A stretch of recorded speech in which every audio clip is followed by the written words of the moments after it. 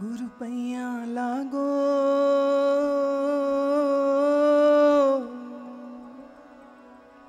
गुरु पैया लागो गुरु पैया लागो नाम लखा दीजो ना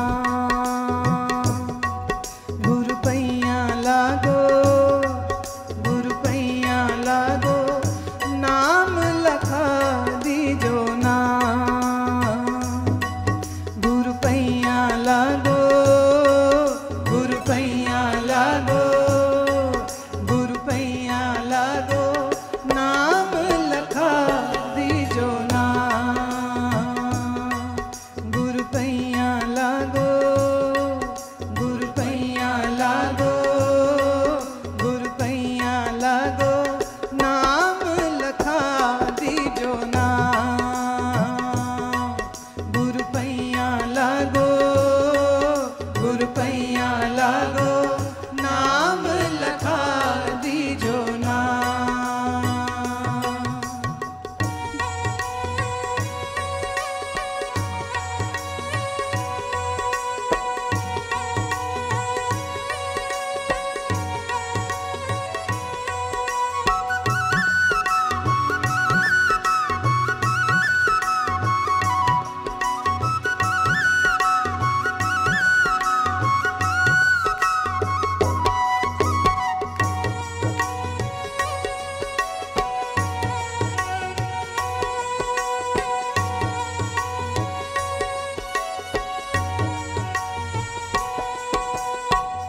जन्म जन्म का सोया मनुआ जन्म जन्म का सोया मनुआ सब तन मार जगा दीजो ना सब तन मार जगा दीजो ना गुरु पैया लागो गुरु पैया लागो गुरु पैया लागो गुरु पैया लागो नाम लखा दीजो ना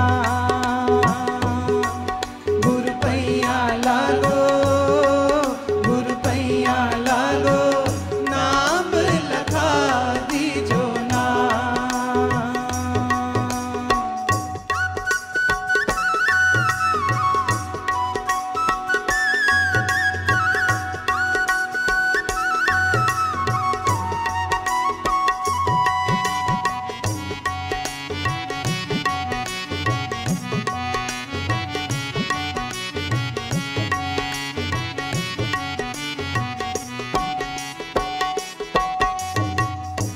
घट अंधियार नैन नहीं सूझे घट अंधियार नैन नहीं सूझे घट अंधियार नैन नहीं सूझे घट अंधियार नैन नहीं सूझे घट अंधियार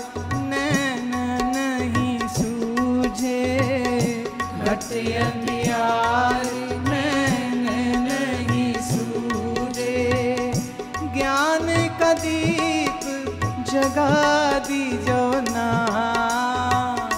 ज्ञान का दीप जगा दीजो ना गुरु पैया लागो गुरु पैया लागो गुरु पैया लागो गुरु पैया लागो नाम लखा दीजो ना गुरु पैया लागो गुरु पैया लागो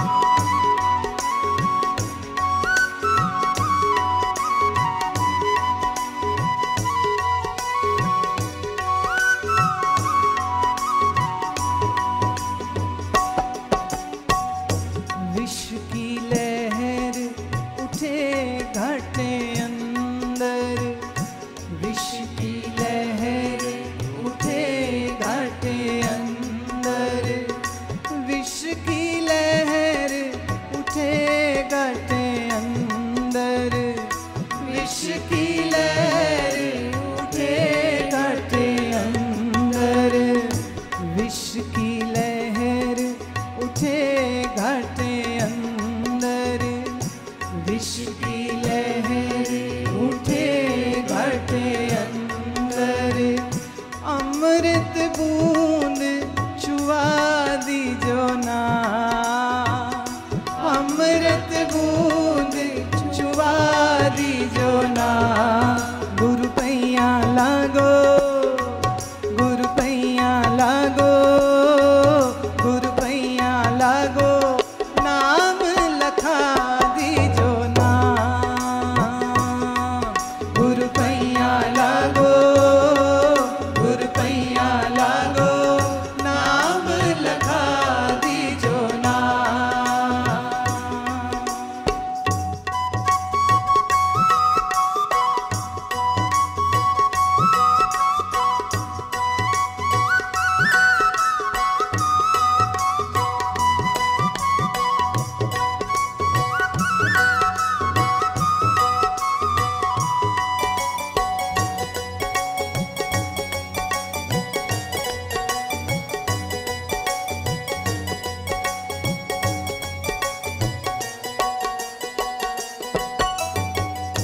गहरी नदियाँ अगम बहे दरवा, गहरी नदियाँ अगम बहे दरवा, गहरी नदियाँ अगम बहे दरवा, गहरी नदियाँ अगम बहे दरवा, गहरी नदियाँ अगम बहे दरवा, गहरी नदियाँ अगम बहे दरवा,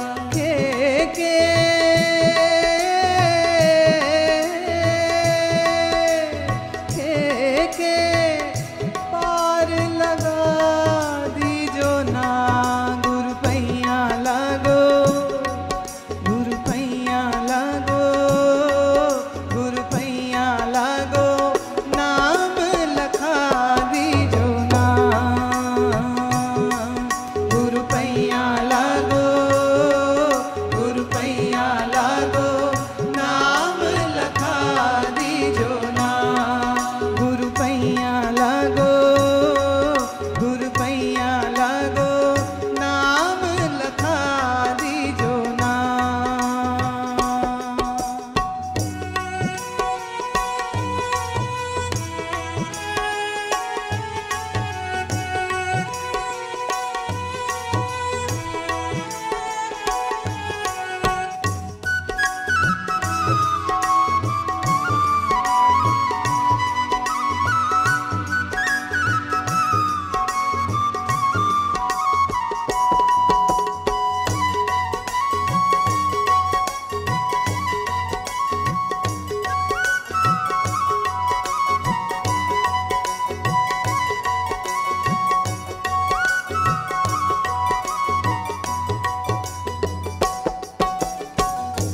धर्मदास की अर्ज गोसाई, धर्मदास की अर्ज गोसाई, धर्मदास की अर्ज गोसाई, धर्मदास की अर्ज गोसाई, धर्मदास की अर्ज गोसाई, अब के सतगुर अब के वो जी हो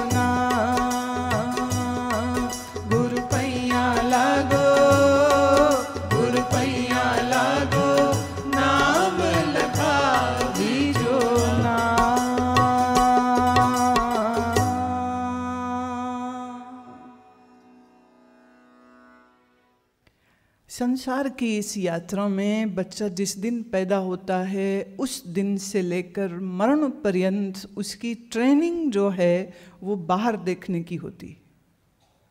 हमारे इस शरीर में पंच ज्ञान इंद्रियां है, आप सब समझते हैं इतना तो। आँख से देखना, कान से सुनना, नाक से सूंघना, जीभ से चखना और चमड़ी से हम सेंसेशंस, गर्म ठंडा कोमल कठोर, ये फीलिंग्स जो है, जो फिजिकल सेंसेशन चमड़ी के द्वारा हम अनुभव करते। ये हमारे जो 5 द्वार है, we can call them the openings, ये वो द्वार है जिसके जरिए हम बाहर संसार को देखते हैं, सुनते हैं, सूंघते हैं, चखते हैं, स्वाद लेते हैं। हमारे जन्म से ये एक बड़ा झटका जो है वो शुरू हो जाता है। पहला झटका जब बच्चे का जन्म होता है तो वो ये रहता है उसकी आँखों के लिए, ऐसे तो पूरे शरीर के लिए है, क्योंकि वो बहुत क्लोज्ड एंड सेफ एनवायरनमेंट में था, माँ के गर्भाशय में है, सुरक्षित है और बड़ा सही तापमान है और वो बहुत आनंद से है और बहुत सुख से होता है। आप में जो कोई पिछले 3-4 साल में अगर माँ पिता बने हैं और अगर आपने 3 डायमेंशनल सोनोग्राफी करवाई थी बच्चे का स्वास्थ्य देखने के लिए, 1 बार या 2 बार गायनेकोलॉजिस्ट हमेशा सजेस्ट करते हैं कि देखना अच्छा रहता है। तो अगर आपने ऐसा कभी देखा और अगर आपने 3D वाली मशीन से या 4D वाली मशीन से करवाया हो तो ख़ास करके 5वें या 6ठे महीने में या 7वें महीने में, मैंने जितना लेट, 5 के बाद जितना लेट अगर आपने बच्चे को गर्भ में देखा हो तो ये एक बड़ा अद्भुत दृश्य होता है कि उस तंग जगह में वो मुस्कुराता है।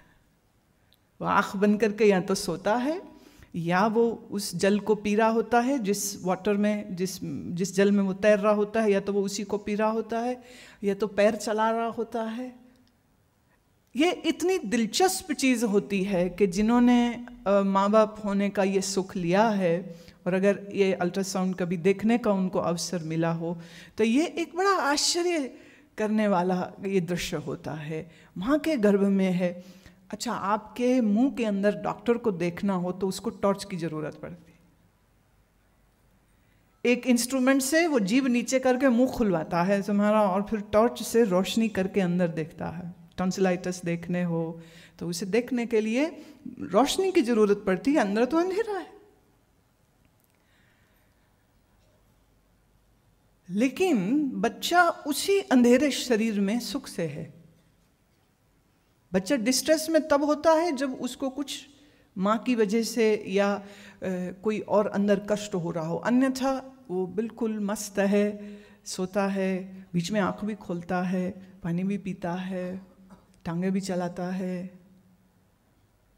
विज्ञान ने ये बड़ा अद्भुत एक करिश्मा समझिए, क्योंकि जो चीज़ समझ नहीं आए वो करिश्मा होती है, जो चीज़ समझ आ जाए वो आविष्कार होती। ये फ़र्क है। करिश्मा किसको कहेंगे? जो समझ नहीं आया उसे बोल दो करिश्मा है, और जो चीज़ समझ आ जाए उसको हम कहते हैं ये आविष्कार, दिस इज द इन्वेंशन। तो विज्ञान ने यह हमको अवसर दिया।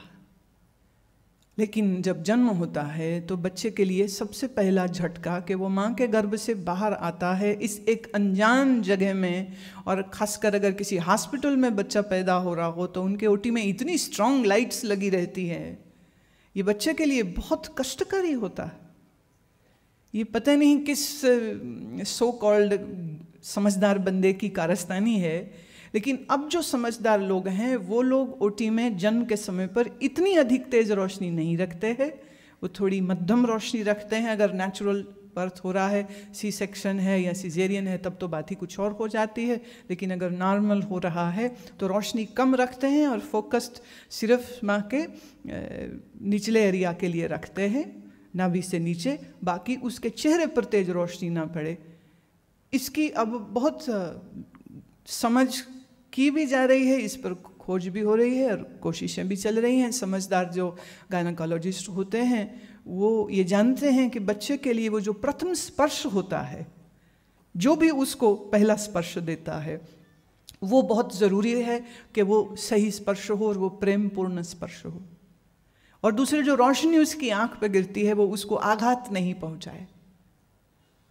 और कुछ एक जो ऐसे समझदार गायनोकोलॉजिस्ट हैं वो अपने इस ओटी में, अगर यहाँ कोई बैठे हैं, क्योंकि 2-4 को मैं पहचानती हूँ जो हैं, मैं उनके लिए सुझाव दे रही हूँ, वो शास्त्रीय संगीत, इंस्ट्रूमेंटल संगीत को वहाँ चलाते हैं ताकि बच्चे के कान में चीखो पुकार नहीं आ रही हो, बच्चे के कान में संगीत की ध्वनियाँ, संगीत की लहरियाँ आ रही हों।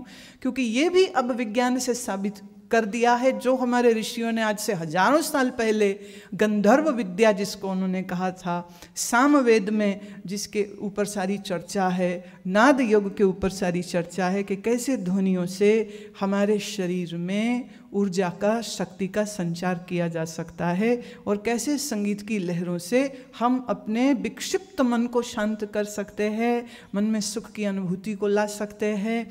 मंत्र विज्ञान सारा उसी से संबंधित है। लेकिन जिस दिन से बच्चा पैदा होता है, आँखों से रोशनी, और फिर माँ बाप अपनी पहचान कराने में बड़े बिजी हो जाते, बेटे आँखें खोलो पापा आए हैं। वो बच्चे के लिए सब शक्लें एक सी हैं, अभी उसको कुछ तो पर देखो देखो ये तुम्हारे पापा है, मैं तुम्हारी मम्मी हूँ, देखो देखो देखो, ओ देखो फैन देखो, बल्ब देखो, हाथी देखो, खिलौना देखो, देखो देखो देखो। क्या हो रहा है? नेत्रों का संसार से संपर्क हो रहा। बच्चा देखता है, बच्चा सीखता है, देख के ही तो सीखेगा। और फिर स्कूल में वर्णमाला शुरू हो जाती है और राइम्स और पोइट्री के जरिए और छोटे छोटे कविताओं के जरिए उसको बहुत सारा जो क ख ग वर्णमाला से लेकर गणित तक और हर चीज़ अब सुनाने के लिए उसके कानों का इस्तेमाल शुरू हो जाता है कि अब कान से वो सुनता है, ये लाल है, ये काला है, ये सफ़ेद है, ये सेब है, ये हाथी है, ये घोड़ा है। फिर बच्चे की ज़ुबान पर प्रयोग शुरू हो जाते, क्योंकि उसको जब भी खिलाते हैं तो उसको दूध है, अच्छा है, अच्छा है, रोटी है, दाल है, फल है, सेब है। और उसको माँ पढ़ाती भी है, सिखाती भी है कि इसको कहते क्या हैं, और उसकी जीभ को उसका रस भी देती है। और फिर जब कपड़े पहनाती है तो फिर माँ अच्छा है, नर्म है, सुंदर है। याद रखिए, आप जो कुछ बोल रहे हैं वो सब बच्चे के चित्त में जा रहा है और इस इन्फॉर्मेशन के साथ वो आने वाले अपनी पूरी जिंदगी का इस्तेमाल करने वाला। अगर बच्चे के प्रथम जीवन के 6 वर्ष कोई उसको स्पर्श न करे, ये भी प्रयोग हुआ है, बड़ा विभत्स प्रयोग है, पर यह भी प्रयोग किया गया कि 6 महीने तक बच्चे को किसी ने स्पर्श नहीं किया। छाती से नहीं लगाया, गले से नहीं लगाया, सर नहीं सहलाया, उसकी पीठ नहीं सहलाई, उसका पेट नहीं सहलाया। 6 महीने तक किसी ने उसका स्पर्श नहीं किया। मशीन ट्यूब्स के जरिए बच्चे को फीड दे दी गई, मशीन्स के जरिए उसको क्लीन कर दिया गया, नो ह्यूमन टच। और ये देखा गया कि उन बच्चों की ग्रोथ रिटार्डेड हो गई। वो स्वस्थ बच्चे पैदा नहीं, वो स्वस्थ शरीर वाले नहीं हो सके, उनमें बहुत सी कमियां आ गई। तो जो माँ के हाथ का स्पर्श होता है, ये माँ के प्रेम को उसके हाथों के जरिए बच्चे तक पहुँचाता है और ये बच्चे के अंदर एक सुरक्षा की भावना को उत्पन्न भी करता है कि मुझे कोई प्रेम कर रहा है। मुझे स्पर्श से वो प्रेम माँ का बच्चे तक और बच्चे के शरीर से बच्चे के मन तक पहुँचता है। इसी संदर्भ में मैं कह दूं, जो माएँ बोतलों से दूध पिलाती हैं, अपना दूध नहीं देती है, उनके बच्चों में पूर्ण मानसिक ग्रोथ नहीं हो सकेगी, उनके अंदर कमी रह जाती है। जिन बच्चों को उनकी माँ से प्यार और मोहब्बत से पलोसते हुए ये नर्चरिंग नहीं मिली रहती है, उनके मन में कम तरीका एहसास होगा। कल वो करोड़पति हो जाए, अरबपति हो जाए, कितने बंगले बना ले, कितना अमीर हो जाए, लेकिन वो जो स्पर्श नहीं मिला है उसको, वो जो मोहब्बत नहीं मिली है, वो उसके मन में हमेशा एक कमी बन के खटकती रहेगी। और ऐसे ही जो मनुष्य होते हैं वो इन्फीरियरिटी कॉम्प्लेक्सेस के भी शिकार हो जाते हैं।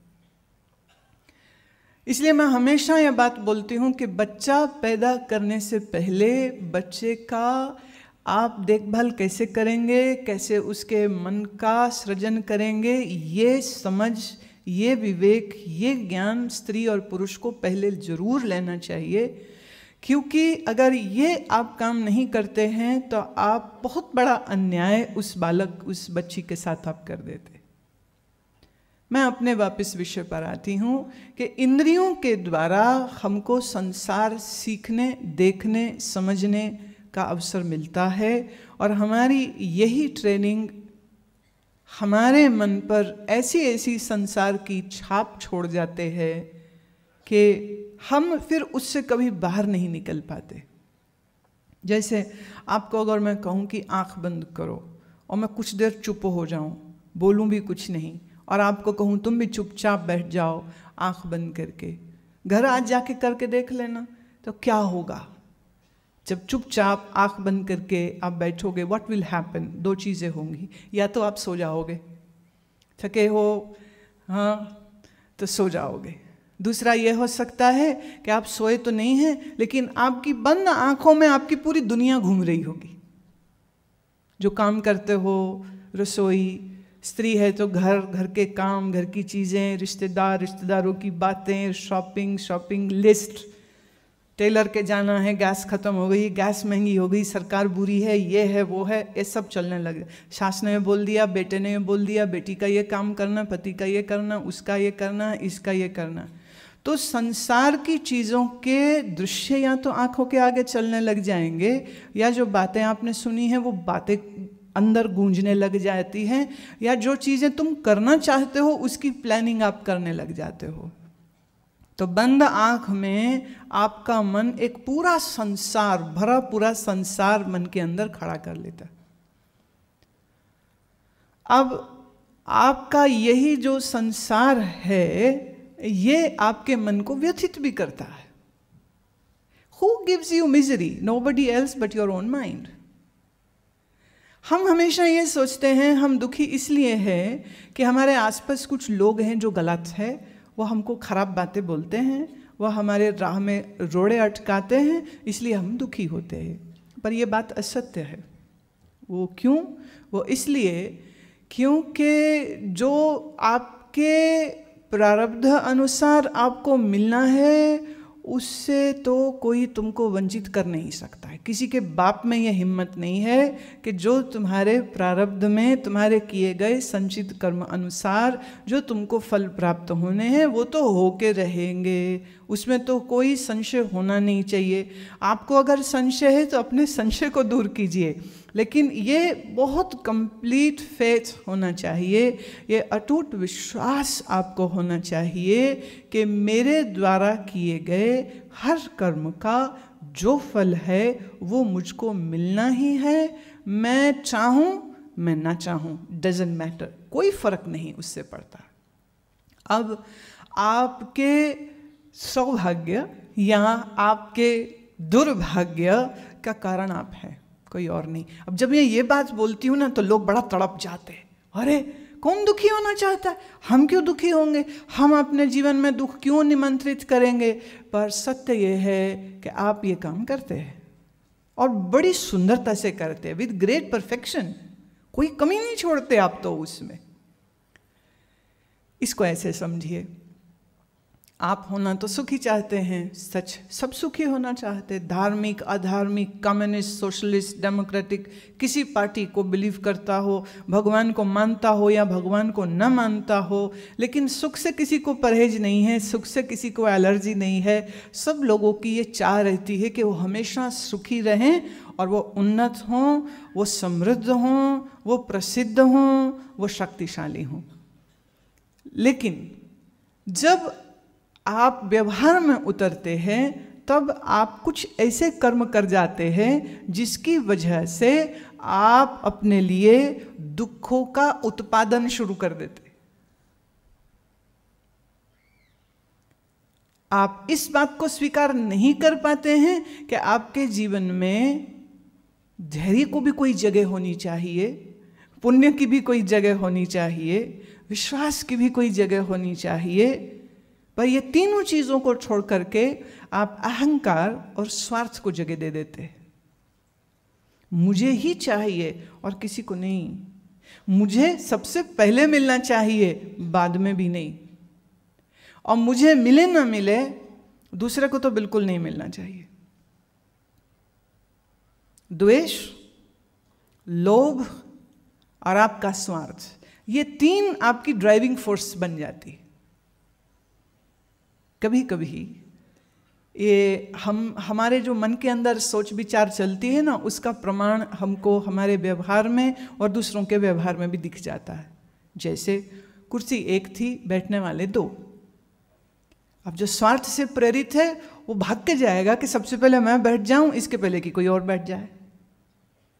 और जो स्वार्थ से प्रेरित नहीं है वो भागेगा ही क्यों, वो तो आराम से अपनी चाल चल रहा है। और कुर्सी 1 है, बैठने वाले 2 हैं, इसके बावजूद उसको कुर्सी पर बैठने की ललक नहीं लगी है, और वो सामने वाले को देखता है कि मेरे से उम्र में बड़ा है, थोड़ा चलने में लंगड़ा रहा है, थोड़ी आयु का कुछ तकलीफ का भी इम्कान दिखता है, तो वो आगे होवे तो भी वो इंतजार करता है और वो कहता है आइए श्रीमान आप बैठिए। इसको हम कहेंगे इंसानियत। वेर यू आर केयरिंग, आप दूसरों का ध्यान रखते हैं, आपके दिल में दूसरे के प्रति करुणा है, आपके दिल में सिर्फ स्वार्थ नहीं भरा है, आप पर दुख देख पाते हैं, आपका हृदय द्रवित होता है। You feel pain of other people and you wish to help them. लेकिन अगर ये करुणा, ये धैर्य, ये समझ आपके मन में नहीं है, आप भागे भी, लेकिन तो भी हुआ यूं कि किसी कारणवश दूसरा व्यक्ति उस कुर्सी पर बैठ गया, आप नहीं बैठ पाए, तो आपके मन स्थिति क्या होगी? आपका स्वार्थ आपको गुस्से में उबाल देता है फिर।